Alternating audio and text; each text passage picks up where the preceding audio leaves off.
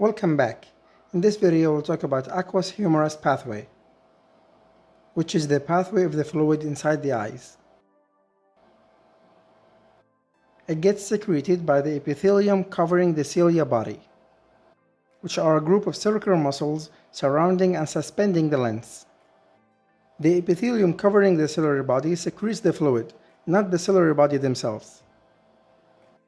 Anyway, the fluid passes in between the iris and the lens into the anterior chamber. The iris separates the anterior and posterior chambers. Anything ahead of the iris is anterior and anything behind it is posterior.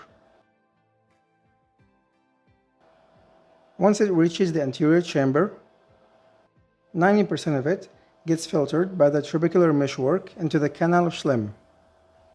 And the canal of Schlemm drains into the episcleral vessels, where it drains into the veins of our bodies. About 10% gets diffused through the sclera. And that's simply the aqueous humorous pathway. It gets secreted by the epithelium covering the ciliary body and passes behind the iris into the anterior chamber, and then gets filtered and passes through the trabecular meshwork into the canal of Schlemm and then into the veins. A small portion is diffused through the sclera.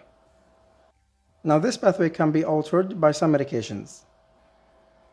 Some medications can decrease their production, like beta blockers, alpha-2 agonists, and acetazolamide.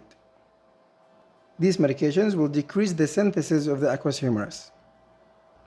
Other medications like pilocarpine and carbachol can increase the filtration through the trabecular meshwork into the canal of Schlemm. And some medication like prostaglandin derivatives increase the diffusion through the sclera. And that's simply the aqueous humorous pathway. Alright guys, that's all I have, and thank you so much for watching.